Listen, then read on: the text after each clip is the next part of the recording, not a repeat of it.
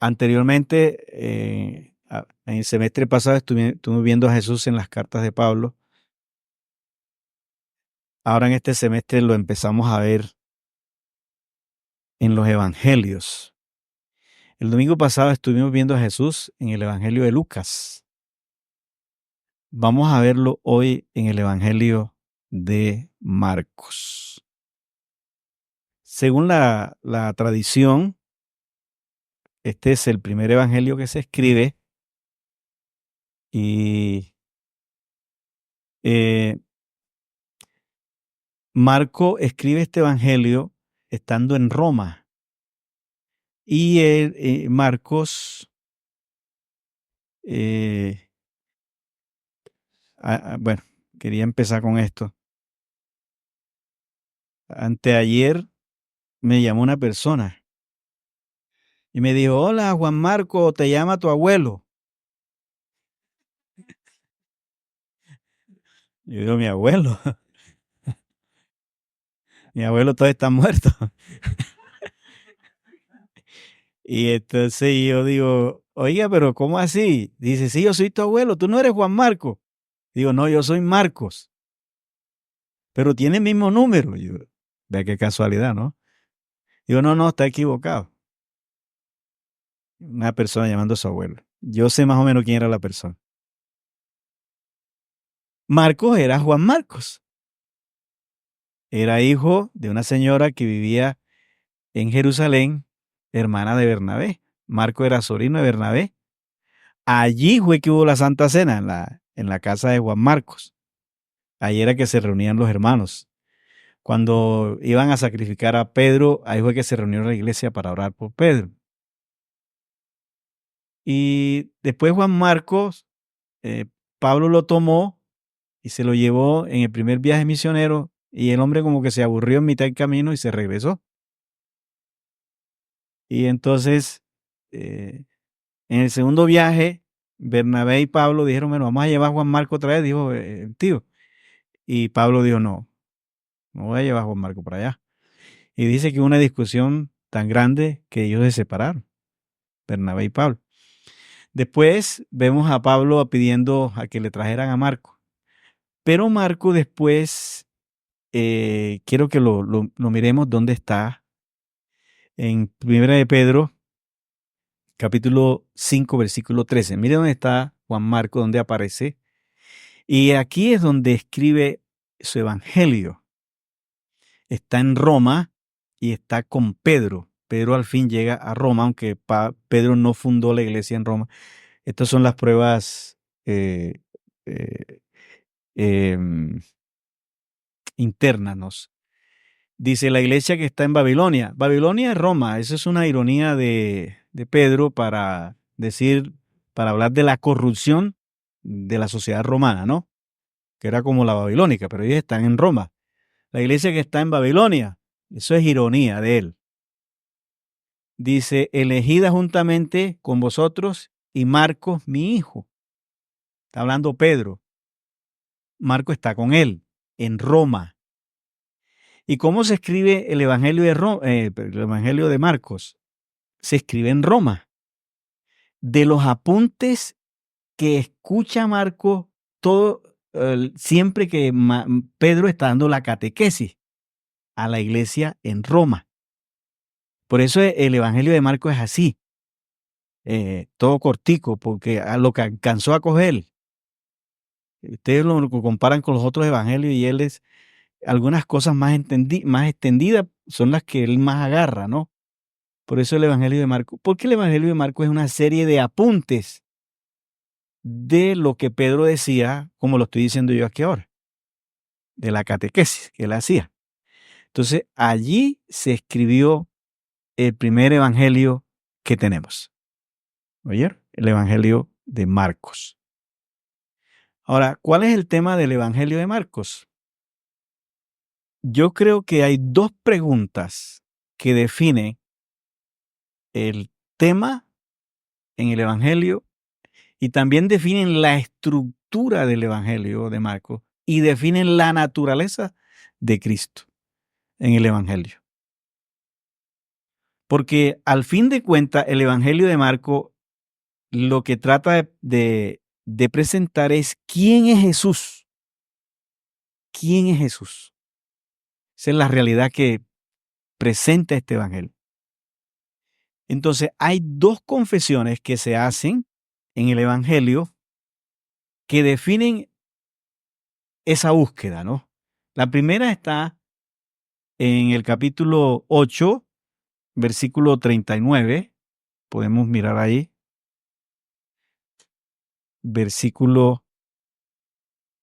Capítulo 8, versículo 29, donde Pedro es el que hace esta confesión en el evangelio. Cuando Jesús les pregunta, ¿quién dice la gente que sois? Y entonces empieza a decir, no, que algunos dicen que tú eres Juan, otros dicen que eres Elías, que eres un profeta.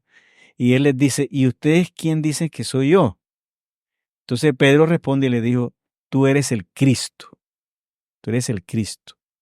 Entonces, esta confesión define la estructura del libro y la naturaleza de Cristo. La segunda confesión está en el capítulo 15, versículo 39. Y esta no la hacen los apóstoles. Paradójicamente, la hace un personaje que es extraño en el libro. Y el centurión que estaba al frente a él, viendo que después de clamar había expirado así, dijo, verdaderamente este hombre era el Hijo de Dios. Esa es la segunda confesión que hay en Marcos. Hay algunas escuelas de interpretación que dice que en el libro de Marcos se va a saber quién es Marcos en dos etapas. Primero, como el Mesías y segundo, como el Hijo de Dios. Ese es lo que proponen algunas escuelas de interpretación. Hay unas escuelas católicas que proponen lo siguiente. En el capítulo 8, antes de la confesión de Pedro, versículos 22 al 26, donde está la sanidad del ciego. Es una cosa extraña porque este milagro, como ningún otro, se presenta en la Biblia. Jesús tiene que orar 2 veces por un ciego, para que vea. Vino luego a Betsaida y le trajeron un ciego y le rogaron que le tocase. Oye eso, esto está en el libro de Marcos. Entonces, tomando la mano del ciego, le sacó fuera de la aldea y escupiendo en sus ojos, eso ya era antigénico, ¿no? A escupir al otro. Le puso las manos encima y le preguntó si veía algo. Extraño, ¿no? Mire lo que pasa. Él mirando dijo, veo los hombres como árboles, pero los veo que andan. O sea, el hombre no vio claramente. Entonces, luego le puso otra vez las manos sobre los ojos y le hizo que mirase y fue restablecida y vio de lejos claramente a todos. ¿Cuál es el proceso de la sanidad del ciego? Dos procesos. Algunas escuelas de interpretación católicas, no protestantes, y como yo estudié con los católicos, me gusta a veces me gusta mucho la alegoría de ellos y la simbología de ellos. Me encanta porque es encantador la cosa. Ellos dicen que este ciego es un símbolo de las dos etapas en que se puede ver a Jesús. Interesante, ¿no? Que el ciego es un símbolo de las dos etapas que hay en el libro para saber quién es Jesús. Una primera etapa a Jesús como Mesías y una segunda etapa a Jesús como Dios. Bueno, Eso es interesante, ¿no? Miren cómo empieza el Evangelio. Quiero que pongamos el capítulo 1, versículo 1. Principio del Evangelio de Jesucristo, Hijo de Dios. Yo tengo el texto crítico aquí como la vez pasada. Dice así, principio del Evangelio de Jesús, el Mesías. La palabra Jesucristo allí nos perturba un poco, porque se debe separar Jesús de Cristo, porque Jesús es un sustantivo y Cristo es un adjetivo. ¿Bien? Jesús es el nombre y Cristo es ungido en griego. Ustedes saben que ungido en hebreo es Mesías. Aquí en griego es Cristo, se debe separar, porque Marco está diciendo que Jesucristo que Jesús es el Mesías. Ahora, en los textos más antiguos no aparece la palabra Hijo de Dios. En este texto no aparece, sino que más adelante las escuelas agregaron la palabra Hijo de Dios. Ahora, ¿por qué lo hicieron? Porque en el recorrido del libro se puede captar que el tema también es el Hijo de Dios. Entonces yo quiero ser honesto con ustedes y de pronto esta grabación la está viendo alguien que también sepa que no voy a abusar del texto, ¿no? Pero sí voy a tomar la estructura de esta versión para que hablemos aquí de cómo se descubre a Jesús como Mesías y como Hijo de Dios en el libro, que es el tema de Marcos. Principio del Evangelio de Jesucristo. La palabra principio aquí es arjé en griego. Es la misma palabra para principio del Génesis, arjé, en la Septuaginta. Y es la misma palabra principio de Juan capítulo 1, versículo 1 en el griego. Es la misma palabra, arjé, principio. Ahora, ¿por qué les quiero decir esto? Este término no solo es un principio que marca un inicio, es un término que también abarca una totalidad de espacio y tiempo. No es que principio es que aquí empieza. Sí, la palabra también indica eso. Pero cuando Marco la está utilizando, no la está utilizando para hablar de que aquí se inicia. No, Marco la utiliza para hablar de una totalidad en la historia de la salvación. Que este principio es el mismo principio que está en Génesis, que abarca más tiempo y espacio. Entonces, el Marco utiliza esto para indicar una totalidad de espacio y tiempo, lo que ha sido la historia de la salvación. Ahora el Evangelio habla de la persona que es Jesucristo. La palabra Evangelio para los romanos era familiar. ¿Oyeron? La palabra Evangelio es buenas noticias. Buenas noticias. Las buenas noticias las traía el encomendado, que venía corriendo de pronto de la guerra y traía buenas noticias. Los correos eran correos humanos. Entonces la persona llegaba. ¿Cuál es el evangelio? O sea, ¿cuál es la buena noticia? Entonces, esa palabra para ellos, inclusive César utilizaba la palabra evangelio para desafiar a sus tropas. Ahora les cuento. Miren esto. Para los romanos el término evangelio les era familiar, porque durante el gobierno de Augusto César, César se convirtió en el evangelio para el imperio. Este evangelio de Marcos se escribe durante el gobierno de Nerón. Nerón es el último emperador de la dinastía Julio Claudio, que empezó con Augusto César en el año 32 antes de Cristo y terminó en el 14 después de Cristo. Es el gobierno más largo de un emperador romano. Después de Julio César vino Calígula, después vino Claudio, después vino Nerón. Y ahí termina la dinastía Julio Claudio con Nerón. Después viene la dinastía Fabiana, que empieza con Vespasiano, continúa con Tito, después continúa con, bueno, Domiciano y otros señores allí. Esas son las dinastías. Entonces, este evangelio se está escribiendo aquí, en el tiempo de Nerón, el último de dinastía. Ahora, ¿qué pasó con la dinastía Julio Claudio? ¿Por qué aquí la gente está preguntando, ¿y eso para qué? Un momentico, que esto tiene su cosa buena. Allá cree. Hay un autor católico que dice que si tú no conoces el mundo romano, se te dificulta entender el evangelio. Miren esto. Con Julio César, miren lo que empezó con Julio César. ¿Por qué Marco está diciendo el evangelio de Jesucristo? ¿Por qué? Él sabe, le está escribiendo a un público que es romano. Ellos saben de eso. ¿Me entiende?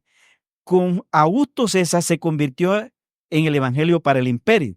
Sin duda, Augusto fue el gobernante más emblemático de la dinastía Julio Claudio, quien convirtió al Estado romano en un Estado moderno, con vías pavimentadas por primera vez que hasta hoy existen, con los mejores acueductos, con las mejores vías, con vías pavimentadas, la moderna navegación y sobre todo la Pax Romana, que eso es famoso hasta el día de hoy, ¿no? Y Roma pasó a ser un instrumento divino para el mundo. O sea, Roma pasó a ser para el mundo el instrumento de Dios. Y César era su señor. Era el curios del Estado romano. Roma es instrumento divino para mantener la paz en el mundo. Eso lo sabían los romanos. Oigan esto. Cuyo señor era César, quien pasó a ser Pontifex Maximus. La palabra Augusto no es un nombre. La palabra Augusto es una epifanía, es un título divino. Y el Senado llamó a César Augusto por primera vez.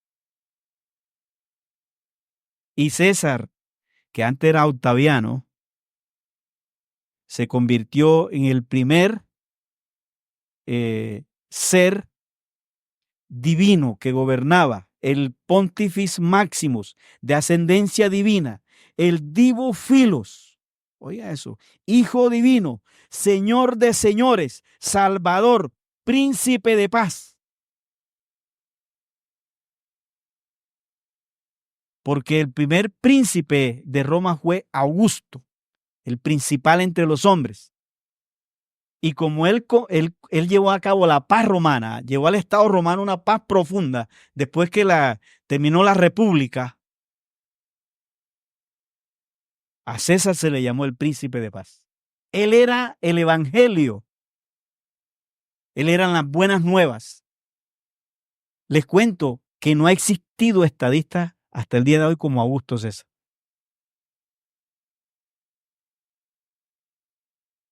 Una cosa increíble. Su omnipresencia la hacía sentir a través de su imagen en las monedas, en las estatuas, en los pendones, en los escudos de los soldados. César era soberano del mar y de la tierra. Esas eran las buenas nuevas de ese tiempo. Ahora Marco, en el corazón de Roma, le toca decir que el evangelio no es César, no es Augusto, es Jesucristo. Es Jesucristo. Y este es el desafío del libro de Marco. Por eso Marco maneja lo que se llama el secreto mesiánico. O sea, Jesús prohíbe decirle a otros que no digan quién es Él, para que no se descubra. Por eso en Marco, cuando Jesús entra a la sinagoga aquella mañana, ¿y qué le gritó el demonio que estaba ahí, que era miembro de la iglesia? Jesús, sé quién eres, el Santo de Dios. ¿Y qué hizo Jesús? ¿Qué le dijo? Cállate, cállate. Claro, porque los demonios sabían quién era él. El resto no sabía quién era él. Los únicos que sabían quién era él eran los demonios. Y por eso en Marco parece de la IEC, hay mucha actividad demoníaca. En el libro, ¿no? En el libro que más hay actividad demoníaca es Marco. Y los que lo aparecen siempre confesando como lo que él es, como hijo de Dios, son los demonios. Ahora, esa palabra, tú eres el santo de Dios, eso estaba reservado para cuando viniera el Mesías. Israel era el que tenía que decir, tú eres el santo de Dios. Eso se acuñó después del libro de Isaías, después de la visión de Isaías, cuando Isaías lo vio en el trono, ¿no? Entonces esa expresión se acuñó y de allí se empezó a acuñar el santo de Israel, el santo de Dios. Y cuando el demonio lo ve, le dice, tú eres el santo de Dios. Dice, cállate, que esa confesión no la tienes que hacer tú, esa confesión la tiene que hacer Israel. Pero qué torpeza la de Israel, que los demonios sabían más que Israel, ¿no? Eso es una sátira de Marco, ¿no? Que los demonios sepan más que el pueblo de Dios. Y es una crítica que le hace. Pero también es una crítica al imperio. El verdadero evangelio de Jesucristo, las buenas noticias es Cristo, el príncipe de paz es Cristo. El Señor de señores es Cristo. Ahora, César es Dios. Yo quiero que, para que vean la crítica que hace Marco aquí, capítulo 4, versículo 35. Ahí está una saga de cuatro cosas que hace Jesús. César es Dios del mar y de la tierra y del viento, según la teología del Estado romano. Marco va a criticar eso. Aquel día, cuando llegó la noche, les dijo, pasemos al otro lado. Y despidiendo a la multitud, le tomaron como estaba en la barca. Y había también con él otras barcas. Pero se levantó una gran tempestad de viento y echaba las olas en la barca de tal manera que se anegaba. Y él estaba en la popa durmiendo sobre un cabezal. Y le despertaron y le dijeron, Maestro, ¿no tienes cuidado que perecemos? Y levantándose reprendió al viento. Vaya. Y le dijo a mar que, calla, enmudece. Y cesó el viento. Se hizo grande bonanza. Es una crítica. César no es el señor del mar ni del viento. Es este que está en la barca. Que el viento y el mar le obedecen. No es César. Y quiero decirle a ustedes en esta mañana, el verdadero Señor es Jesucristo. Y se pueden confesar otros dioses allá afuera. Y ustedes también quizás puedan confiar en otros dioses que están allá afuera. Pero el Señor de la historia es Jesucristo. Y esas son las críticas que hace el Evangelio de Marco. Y después, venga y le sigo la saga. Después que reprende el viento y el mar. Interesante, ¿no? Que los discípulos se quedan en la barca, ellos todos remojados.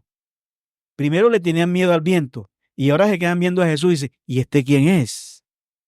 Barbaridad. ¿Quién es este? Ahí está en el relato. ¿Quién es este? Que aún el viento y el mar le obedecen, ¿cierto? Dice, ¿quién va con nosotros en la barca?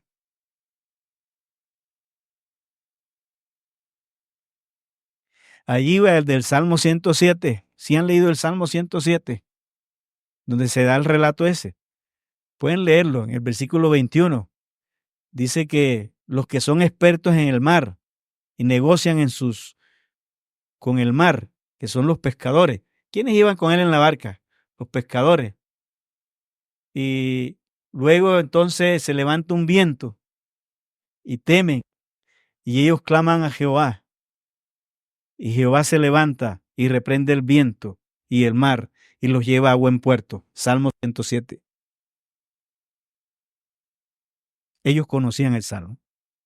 Ellos sabían que el único a quien el viento y el mar le obedecen es al Señor. Por eso ese que está en la barca es el Señor. Cuando le llevan la moneda en el templo, porque él dice, a ver, ¿con qué es que pagan el impuesto aquí? Ah, con esta moneda. Le llevan la moneda. Y mira, y dice él, ¿de quién es esta imagen? Dijeron, de César. Dice, bueno, denle a César lo que es de César y a Dios lo que es de Dios. Ahí se paró la cosa. César es César y Dios es Dios. César no es Dios. ¿Listo? A César le pertenece la moneda, a Dios el resto, porque ustedes también llevan la imagen de Dios. Y todo lo que lleve la imagen de Dios es de Él. ¿Cuántos lo creen? La latica esa nada más era de César. Cuando uno lee griego, en el griego no dice, ¿de quién es esta imagen? Sino que dice, ¿quién es este tipo? Vaya, vaya. ¿Quién es este tipo? ¿Quién es este señor? ¿Este tipo? No, ese es César. Importancia le dio Jesús a César. Entonces, el Evangelio de Marcos se escribe para para descubrir quién es Jesús. Ahora, ¿quiénes están en este Evangelio descubriendo quién es Jesús? Los apóstoles. Fíjense que después que sale de allí, del mar, va al otro lado, ¿y quién lo espera al otro lado? Lo espera el endemoniado, ¿cierto? El endemoniado. ¿Y qué le dice el endemoniado? Jesús, Hijo de Dios, permítenos ir a los cerdos. No nos tires al abismo. Oye, lo reconocieron. Sabían quién estaba ahí. Y él les dijo, bueno, váyanse a los cerdos. Y los demonios corrieron hacia los cerdos. Y los cerdos se fueron por un despeñadero. Y los de Gadara, al ver la pérdida de los cerdos, dijeron que Jesús era un mago, que se fuera de su territorio. Entonces a Jesús le tocó regresar. ¿Y quién lo estaba recibiendo del otro lado? Jairo. Jairo lo estaba esperando. Jairo, el principal de la sinagoga. Oiga, el principal de la sinagoga. Días antes, los principales de la sinagoga se habían reunido con los fariseos para no dejar entrar a Jesús más en la sinagoga. ¿Se acuerdan que lo echaron de la sinagoga? Y se pusieron de acuerdo para que no lo dejaran entrar más. Y Jairo dio su voto para que el nazareno no volviera a la sinagoga. Pero ahora Jairo tiene la hija enferma de 12 años y le tiene que ir a poner la cara a Jesús porque votó en contra. Y cuando Jesús llega a la playa, dice en esta versión que Jairo se desplomó y le dijo, por favor, ve a mi casa.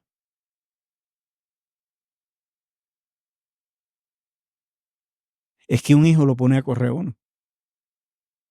Los que hemos tenido hijos enfermos.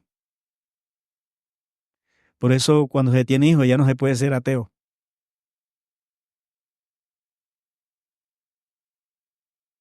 Ya no se puede ser ateo cuando se tiene hijos. Porque los hijos lo ponen a correr a uno. ¿Qué no diría usted por su hijo? ¿Cierto que así es? Y Jairo fue allá y le puso la cara. Y qué elegancia era de él. Él sabía que Jairo había votado en contra de él. Le dijo, vamos a tu casa. Porque no importa qué pienses tú de él te sigue amando. y se fue con él.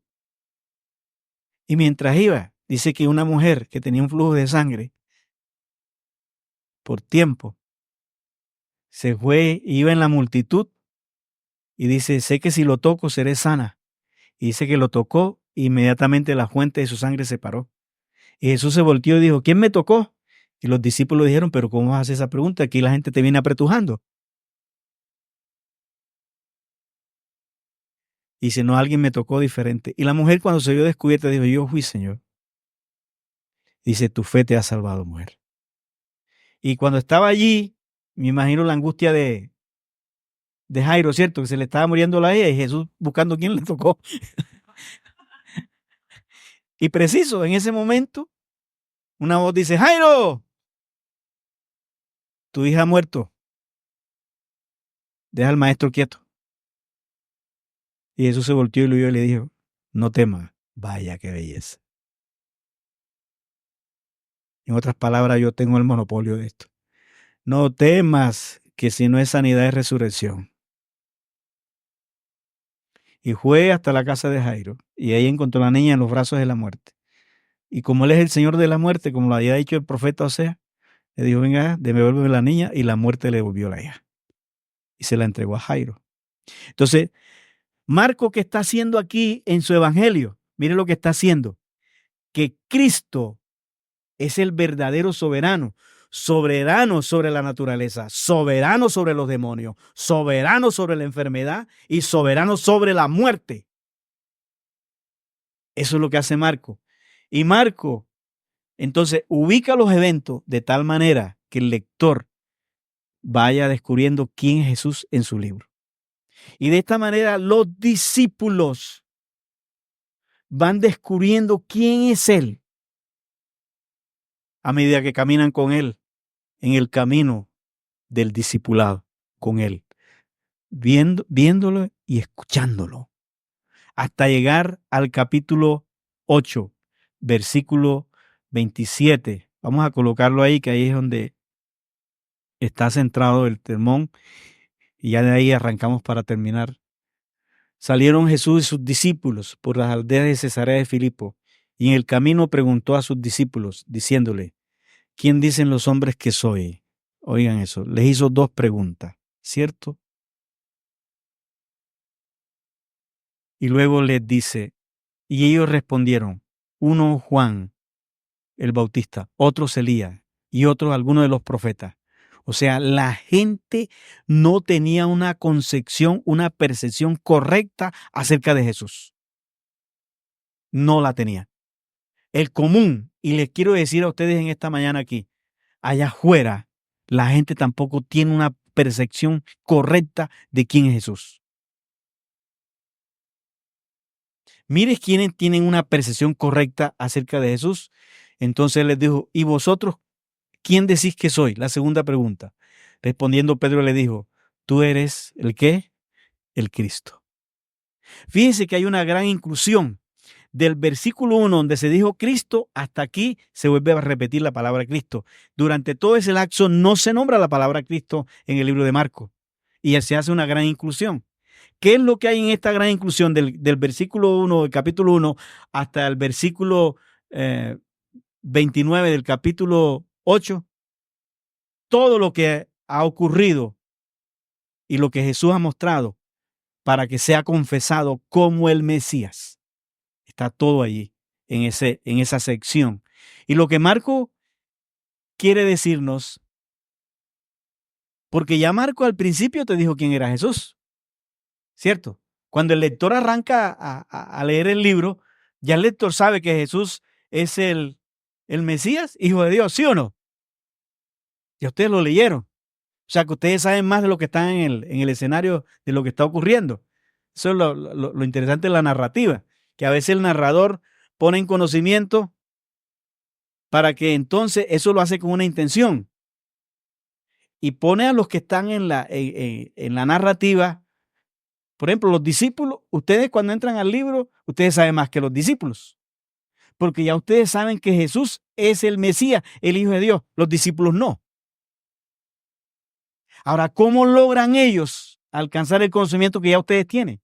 Eso es lo que Marcos va a hacer. ¿Cómo se logra?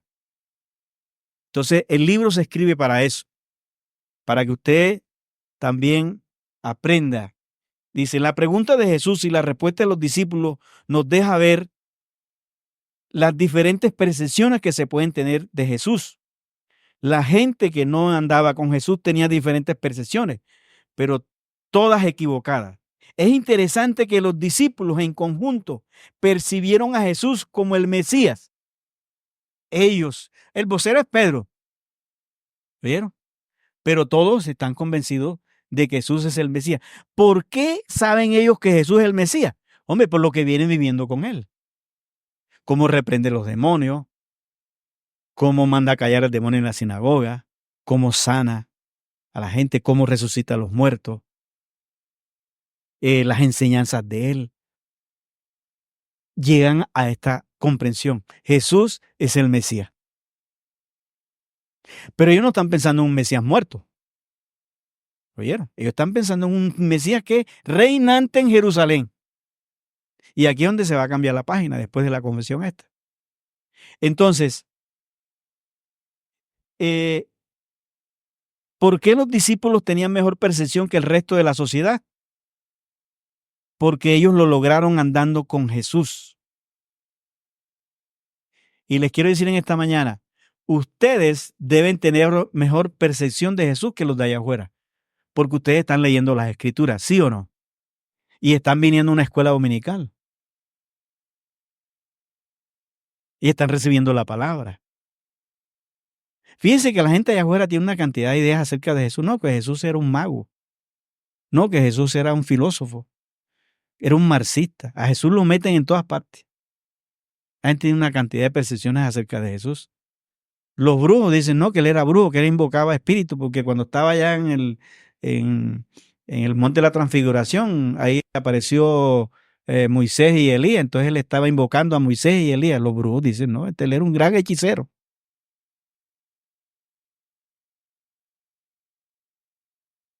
Pero no es así. Entonces, quienes mejores deben tener la percepción de Jesús son los que están aquí. Pero esto se logra andando con Él. La palabra camino, ahí en Marcos, no es un relleno del autor. Es para indicar que en el camino con Jesús es donde podemos percibir cómo es Él. El caminar con Él era un discipulado para sus vidas. Por eso tenían la mejor percepción de Jesús que el resto de la sociedad. Es caminar con Jesús, es estar con Él en el camino del discipulado. Es que se percibe quién es en verdad Jesús. Inicialmente Marcos ya le ha dicho al lector quién es Jesús, pero su evangelio le muestra al lector cómo llegaron sus discípulos al conocimiento del Mesías. El propósito de Marcos con su evangelio entonces es que cada discípulo de Jesús de cualquier tiempo tenga un modelo de cómo llegar a un mejor conocimiento acerca de quién es Él. Esto es posible en un caminar con Jesús en el camino del discipulado. Es importante tener en cuenta que los discípulos vieron a Jesús asumir posturas de Mesías en algunos momentos determinados cuando estuvieron con Él. También lo escucharon las confesiones de los demonios que estaban reservadas solamente para el Mesías, el demonio de la sinagoga y el demonio de Gadara. Estos eventos les revelaron a los discípulos que Jesús era el Mesías. Y termino entonces con la segunda confesión. La segunda confesión se hace en el capítulo 15, versículo 39, y la hace un soldado, un centurión romano. ¿Cómo le parece? Un centurión romano. Ahora, los romanos a quién tenían como el divo filio? A César, el hijo divino, un soldado romano. Y en la cruz se queda viendo y dice, oiga, este tipo era hijo de Dios.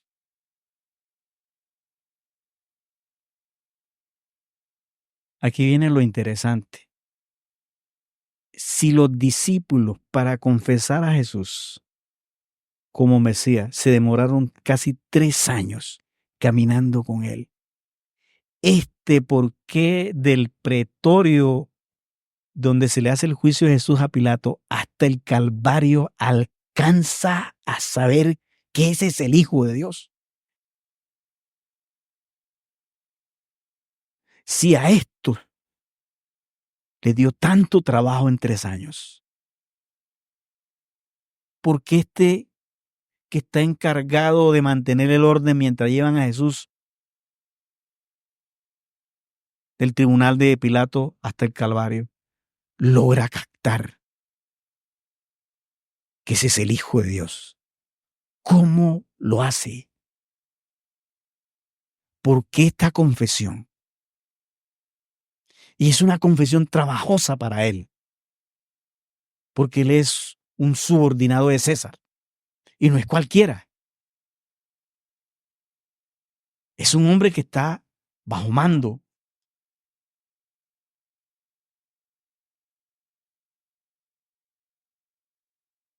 Yo no les puedo decir todo aquí. Yo espero que cuando ustedes vayan al cielo lo busquen. Digo, ¿cómo lo pudiste percibir? De que ese era el Hijo de Dios. Y yo me atrevo a pensar que era el jefe, me imagino que iba a caballo, los demás iban a pie, que era el centurión, un personaje, y él no le iba pegando a Jesús, sino que él iba manteniendo el orden. Soldados sí, el resto le iba pegando.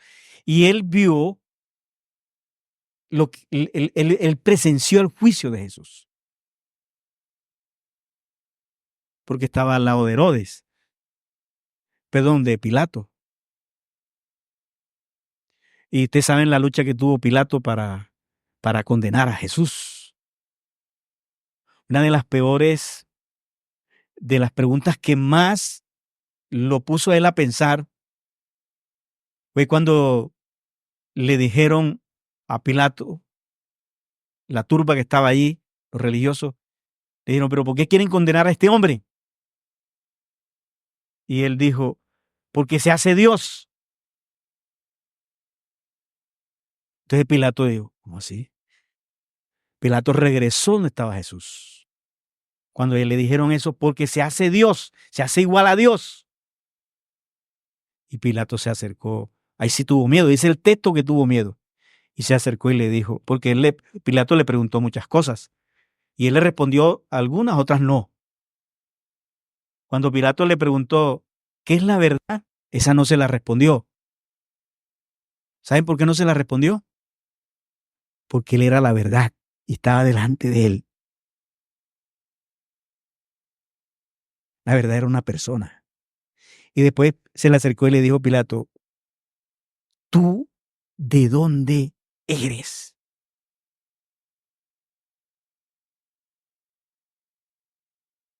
¿Tú de dónde eres? Porque el origen define lo que somos.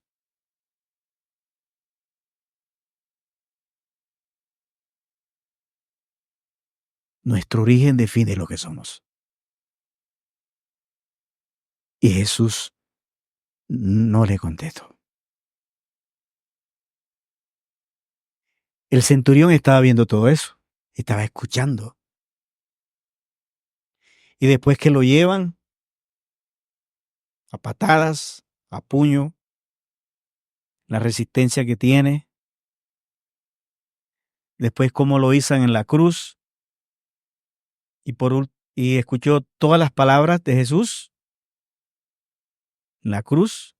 No sé si eso bastó, todo lo que Jesús predicó estando en la cruz. Son 7 palabras, ¿cierto? Que las predicamos en Semana Santa. Bueno, esas las escuchó el centurión, toditas, que estaba al pie de la cruz. ¿Sería eso?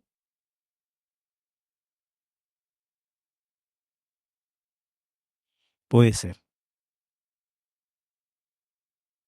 Caminar ahora sin señales del Mesías para verlo morir en la cruz es un duro trabajo para los discípulos quienes ya no van a estar en la segunda confesión.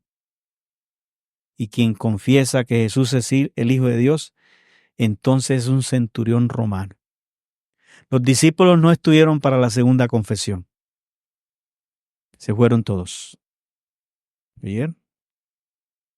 Quien estuvo para confesar la segunda confesión, un soldado romano. Quien confiesa a Jesús es el Hijo de un Dios, que es el Hijo de Dios, es un centurión romano. Quizás esto es un anticipo de Marcos, que en pocos años el imperio estaría confesando a Jesús como Dios. En el año 300 después de Cristo, en el edicto de Milán, Constantino declaró al Estado romano cristiano y Jesucristo su Señor. ¿Cómo le parece? Después de tanta persecución. Entonces, ¿cómo es posible que este que no ha caminado mucho con Jesús, solo del tribunal de Pilato hasta la cruz, confiesa a Jesús, confiesa que Jesús es el Hijo de Dios, en contravía de la religión del Estado, quien tenía a César como el Divo Filius? El centurión tenía a cargo la seguridad del trayecto desde el pretorio de Pilato hasta el Calvario y mantener el orden mientras Jesús era conducido por la guardia romana. Lo vio soportar el sufrimiento durante el camino, vio cómo lo levantaban en la cruz, escuchó sus palabras en la cruz, lo vio morir y vio la reacción de la naturaleza. Posiblemente esto lo llevó a confesar que Jesús era el Hijo de Dios. Ahora, quiero concluir con esto y quiero hacer algunas aplicaciones, la pastoral, ¿no? Los discípulos, mientras confesaron a Jesús como Mesías, todo bien. Pero de allí en adelante, el camino de Cesarea hasta Jerusalén, donde Jesús iba a ser muerto, eso fue duro trabajo para ellos. Porque ahora van a pasar del Mesías triunfante al Mesías sacrificado, muerto. Pasar de un Cristo triunfante a un Cristo sufriente era dura cosa. Pensar en la cruz es dura cosa para ellos. Entonces, esta doble vivencia con Jesús de los discípulos los llevó a un momento muy difícil, y es abandonar a Jesús en el momento más complicado. Y hay que tener cuidado con eso, porque también en nuestra vida cristiana podemos estar confesando a Jesús como nuestro Rey, como nuestro Señor. Pero a veces se presenta un camino difícil. A ver si podemos seguir confesándolo en medio del dolor.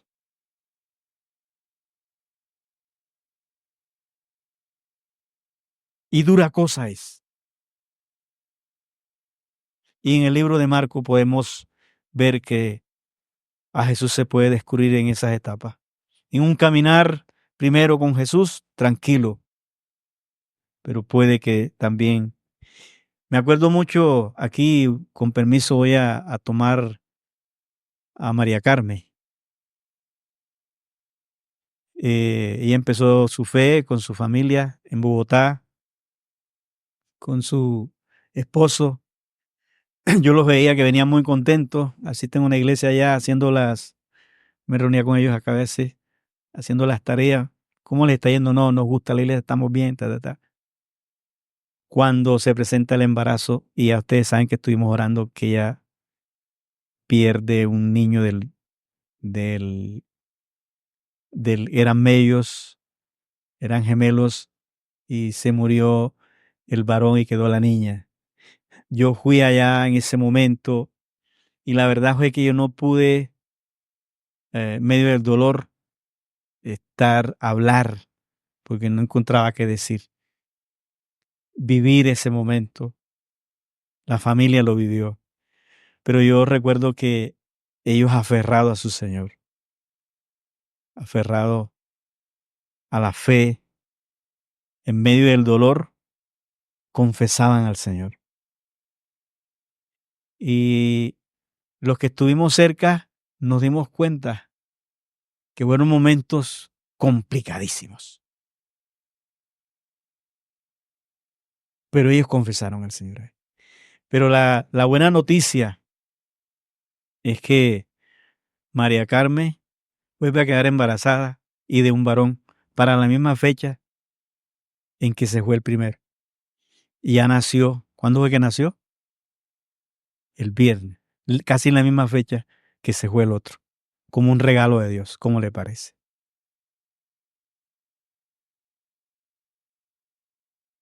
Y yo quiero terminar con esto. ¿Cuál es mi pastoral? Marco nos deja claro que el Evangelio es para revelarnos quién es Jesús y que esa realidad se revela en el caminar con Él, en el aprendizaje del discipulado.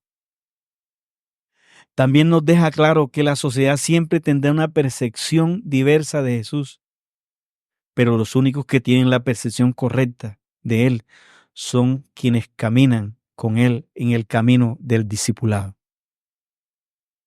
Algunos confesarán a Jesús en el largo caminar con Él, en el camino del aprendizaje, pero otros lograrán confesarlo al pie de la cruz, en medio del sufrimiento, al igual que el centurión romano y el preso de al lado. Les digo en esta mañana, algunos confesaremos a Jesús en nuestro andar con Él. A otros les va a tocar confesar a Jesús en medio del sufrimiento. Como lo hemos visto, hay gente que no ha venido al Señor, pero en momentos difíciles que se les ha atravesado en la vida, han confesado a Jesús. Quizás algunos que le confesaron el camino del discipulado no estén cuando tengan que confesarlo en medio del sufrimiento, como le pasó a los discípulos. Caminaron con Él hasta el Mesías triunfante, pero no estuvieron para confesarlo en la cruz, en medio del sufrimiento. Y quizás algunos de nosotros también nos pueda pasar que lo confesemos mientras todo va bien, mientras caminamos con el Cristo triunfante, pero quizás no estemos para confesarlo en medio del sufrimiento. Pero quiero darles una buena noticia. Jesús les volvió a dar otra oportunidad a aquellos que no estuvieron para confesarlo en la cruz, como Pedro, que lo negó y se fue. Pero en el desayuno de Tiberia volvió a invitarlo nuevamente. ¿Se acuerdan del desayuno de Tiberia? Que está en Juan capítulo 21, cuando los invita a comer allá a la orilla del mar de Tiberia. Y Jesús mismo preparó la comida. Y los discípulos se reunieron. Y ahí estaba Pedro. Y comieron con él. Y después llevó a Pedro aparte. Y lo sentó en una piedra. Y le volvió a decir: Pedro, ¿me amas? Sí, Señor, yo te amo. Volvió a decirle: Pedro, ¿tú me amas? Le dijo: Señor, tú sabes que te amo. Y volvió a preguntarle: Pedro, ¿en verdad me amas? Y Pedro se entristeció y le dijo: tú sabes que te amo. 3 veces que lo negó, 3 veces le preguntó: ¿me amas? Entonces, mis hermanos, el Evangelio de Marco es para descubrir quién es Jesús. Y Él es el Mesías, Hijo de Dios. Espero que ustedes estén para confesarlo. siempre. Que el Señor nos ayude. Vamos a orar.